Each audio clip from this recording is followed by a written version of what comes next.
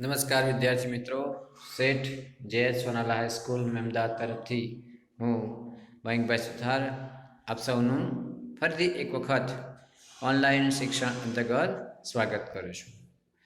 આજ રોજ આપણે ધોરણ 11 અને 12 અંગ્રેજી દ્વિતીય ભાષાની અંદર ગ્રામર અને તેમાં અગાઉ જે શીખતા હતા તે જ એક્ટિવ પેસિવ આપણે કન્ટિન્યુઅસ રાખીશું. પણ આ વખતે નવો ટેન્સ લઈશું જેનું નામ છે પાસ્ટ પરફેક્ટ ટેન્સ. અગાઉ આપણે પાસ્ટ કન્ટિન્યુઅસ ટેન્સ જોયો હતો, એના પછી એટલે કે પાસ્ટ ટેન્સનો ત્રીજો કાળ પાસ્ટ પરફેક્ટ ટેન્સ, એના વિશે ચર્ચા કરીશું. તો ચાલો જોઈએ active passive past perfect tense. Past ટેન્સનો ત્રીજો ટેન્સ એટલે પાસ્ટ પરફેક્ટ ટેન્સ એટલે કે પૂર્ણ ભૂતકાળ. એના હકાર વાક્યોની આપણે ચર્ચા કરીશું, પણ તે પહેલાં એનું સૂત્ર આપણે જોઈ લઈએ. તો સૂત્રની અંદર એક્ટિવ વોઇસ. હવે સૂત્ર કહું તે પહેલાં એક બાબત ખાસ ધ્યાનમાં રાખો કે જે વિદ્યાર્થીને પ્રેઝન્ટ પરફેક્ટ ટેન્સ આવડે એને ચોક્કસથી પાસ્ટ પરફેક્ટ ટેન્સ આવડે, કારણ કે એમાં નજીવો ફેરફાર કરવાનો છે.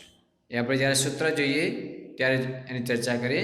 તો એક્ટિવ વોઇસની અંદર સબ્જેક્ટ, હેડ, પાસ્ટ પાર્ટિસિપલ અને ઓબ્જેક્ટ એટલે કે કર્તા, હેડ, ભૂતકૃદંત અને કર્મ. વાક્ય રચના છે કે વી હેડ પ્લેડ ક્રિકેટ. હવે પાસ્ટ પરફેક્ટ ટેન્સ અને પ્રેઝન્ટ પરફેક્ટ ટેન્સમાં ફરક શું છે? તો પ્રેઝન્ટ પરફેક્ટ ટેન્સ એટલે પૂર્ણ વર્તમાન કાળમાં આપણે સબ્જેક્ટ પછી હેઝ કે હેવ મૂકતા હતા, એની જગ્યાએ અહીંયા હેડ મૂકીએ. એટલે પાસ્ટ પરફેક્ટ ટેન્સ અને પ્રેઝન્ટ પરફેક્ટ ટેન્સ બંનેમાં ફરક આટલો કે હેવ હેઝની જગ્યાએ હેડ મૂકો, બાકીની formation as it is.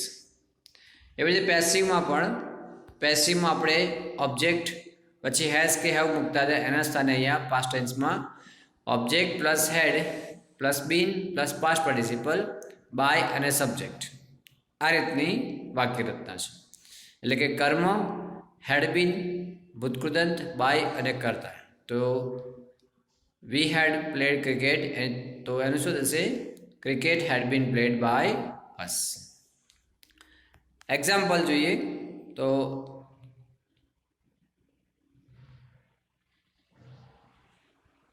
Gautam had completed BSc last year. જે આપણે પૂર્ણ વર્તમાન કાળ એટલે કે પ્રેઝન્ટ પરફેક્ટ ટેન્સમાં વાક્યો જોયા છે એ જ વાક્યો છે, ખાલી એમાં મેં હેઝ કે હેવની જગ્યાએ હેડ મૂક્યા છે. તો Gautam had completed BSc last year. તો બીએસસી એ કર્મ તરીકે had been completed by Gautam last year. Number 2, Hina had given a gift to her sister. તો અ ગિફ્ટ કર્મ તરીકે આગળ આવે. A gift had been given by Hina to her sister. Third number, they had paid exam fee. તો exam fee had been paid by them. Number 4, every student had written assignments. assignments બહુવચન છે, એને આગળ આપણે કર્મ તરીકે લઈશું. assignments had been written by every students. વર્તમાન કાળ હોત તો આપણે એક વચન બહુવચન પ્રમાણે હેઝ કે હેવ મૂકવું પડતું, જ્યારે અહીંયા પાસ્ટ ટેન્સની અંદર એક વચન હોય કે બહુવચન હોય, એ કર્મ હોય કે કર્તા હોય, એની સાથે હેડ મૂકવામાં આવે છે. Number 5, the child had got scholarship from the school. The child had got scholarship from the school. તો શું થશે? સ્કોલરશીપ હેડ બીન, સ્કોલરશીપ આખી એ કર્મ તરીકે લઈશું આપણે. Scholarship had been got by the child from the school. તો 5 વાક્ય આપણે જોયા. એક્સરસાઇઝ જોઈ લઈએ. આ પણ પ્રેઝન્ટ પરફેક્ટ ટેન્સની જ છે, એટલે ટૂંકમાં કહું તો જે પાસ્ટ પરફેક્ટ ટેન્સ છે એ પ્રેઝન્ટ પરફેક્ટ ટેન્સની જ એક નકલ છે, થોડા ઘણા ફેરફાર સાથે.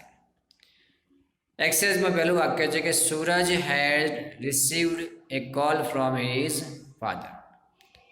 તો આ કોલ જે છે એને આપણે કર્મ તરીકે a call had been received by Suraj from his father. બીજું વાક્ય, Mahin had joined computer class. તો કોમ્પ્યુટર ક્લાસ કર્મ તરીકે આગળ કોમ્પ્યુટર ક્લાસ પછી હેડ પછી બીન મૂકવાનું. Joined by Mahin. Number 3, the girl had broken a glass. The girl had broken a glass. તો a glass had been broken by the girl. કેટલું સહેલું લાગે છે કે જો આપણને પૂર્ણ વર્તમાન કાળ એટલે કે પ્રેઝન્ટ પરફેક્ટ ટેન્સ આવડે તો પાસ્ટ પરફેક્ટ ટેન્સ એકદમ ઇઝીલી આવડે. Number 4, Vimal and his sister had passed HSC exam. Vimal and his sister had passed HSC exam. તો HSC એક્ઝામ કર્મ તરીકે HSC exam had been passed by Vimal and his sister. Number 5, the doctor had finished an operation successfully. તો operation એને કર્મ તરીકે આપણે લઈશું. An operation had been finished by the doctor successfully. Successfully A adverb એટલે કે ક્રિયા વિશેષણ છે, એને આપણે છેલ્લે રાખીશું. તો આ આપણે જોયું કે પાસ્ટ પરફેક્ટ ટેન્સના હકાર વાક્ય. તો હવે જોઈએ પાસ્ટ પરફેક્ટ ટેન્સના નેગેટિવ સેન્ટેન્સીસ. જો પ્રેઝન્ટ પરફેક્ટ ટેન્સના નેગેટિવ સેન્ટેન્સ છે એ જ પ્રકારે અહીંયા આપણે પાસ્ટ પરફેક્ટ ટેન્સ એટલે સિમ્પલ છે. પહેલાં ફોર્મેશન જોઈ લઈએ આપણે.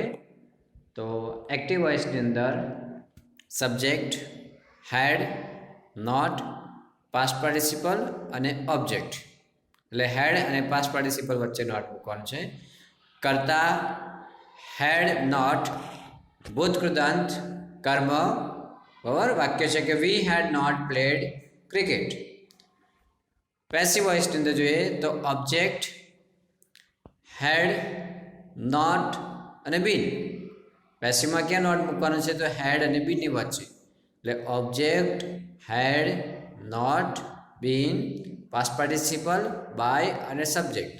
એટલે જોઈએ તો કર્મ હેડ નોટ બીન ભૂતકૃતાંત બાય કર્તા. Cricket had not been played by us. વાક્યો જોઈએ આપણે એક્ઝામ્પલ્સ. તો પહેલું વાક્ય છે કે Lakshmi had not cleaned the house. આ પણ મેં પ્રેઝન્ટ પરફેક્ટ ટેન્સની નકલ કરી છે એટલે આપણે એમાં થોડા સુધારા કરવાના છે કે હેવ કે હેઝની જગ્યાએ હેડ મૂકવાનું. તો Lakshmi had not clean the house. તો the house had not been cleaned by Lakshmi. Number 2, Narayan had not drunk milkshake. તો મિલ્કશેક કર્મ તરીકે આગળ milkshake had not been drunk by Narayan. Milkshake had not been drunk by Narayan.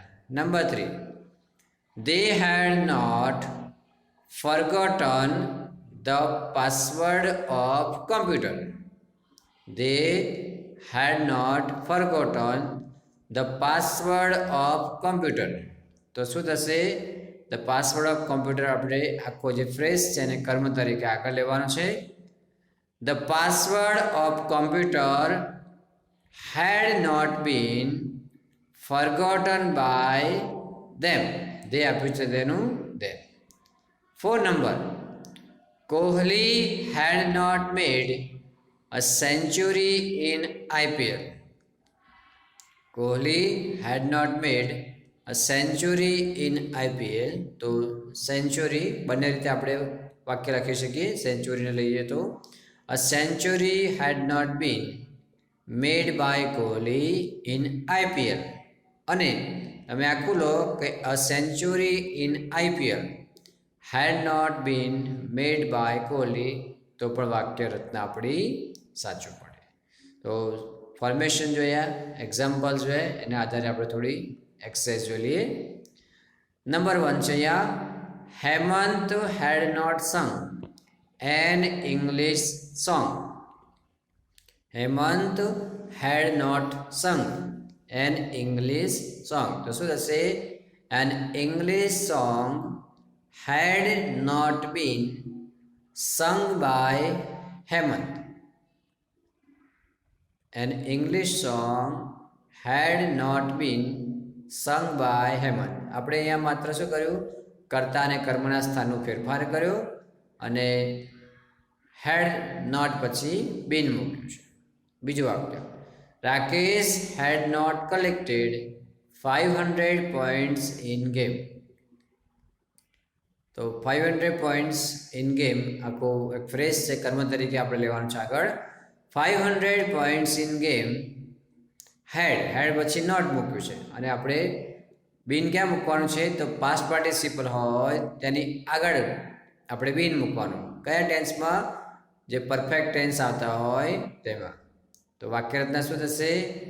500 points in game had not been collected by Rakesh. Number 3, એકદમ easy વાક્ય. We had not driven a car. તો શું થયું? A car had not been driven by us. ચોથું વાક્ય તો એકદમ સહેલું બનશે. The students had not submitted the test answer sheet. હવે અહીંયા આખું એક ફ્રેઝ છે, the test answer sheets. એને આપણે આગળ કર્મધારય લખી લેવાનું છે. The test answer sheets had not been submitted by the students. Submitted by the students. Number 5, Deepali had not joined spoken English class. Dipali કરતા છે, હેડ નોટ જોઈન ક્રિયાપદ અને સ્પોકન ઇંગ્લિશ ક્લાસ કર્મ તરીકે આપણે આગળ લાવીએ તો વાક્ય રચના આપણી બનશે spoken English class had not been joined by Dipali. તો અહીંયા આપણે પાસ્ટ પરફેક્ટ ટેન્સના નકાર વાક્યો જોયા, પણ આ બંને એટલે હકાર અને નકાર જે પાસ્ટ પરફેક્ટ ટેન્સના આપણે જોયા એના ફોર્મેશન, એના એક્ઝામ્પલ અને એક્સરસાઇઝ જોયા જવાબ સાથે. તો પ્રેઝન્ટ પરફેક્ટ ટેન્સ અને પાસ્ટ પરફેક્ટ ટેન્સમાં નજીવો ફેરફાર આપણે કરી શકીએ. તો જ્યારે જ્યારે પણ આપણે એક કાર્ડ તૈયાર કર્યો હોય તો સામાન્ય થોડા ફેરફાર સાથે પાસ્ટ પરફેક્ટ ટેન્સને પણ આપણે શીખી જઈએ. તો આશા રાખું કે આપ સૌને આ પાસ્ટ પરફેક્ટ ટેન્સનું એક્ટિવ પેસિવ જે ચલાવ્યું તો બનાવ્યું એ આપણે સરળ રીતે સમજાવ્યું હશે. નેક્સ્ટ ટાઈમ મળીએ ત્યારે આપણને એક નવા કાર્ડ અને નવી રીત સાથે આપણે આગળ વધીશું. ત્યાં સુધી ગુડ બાય ટુ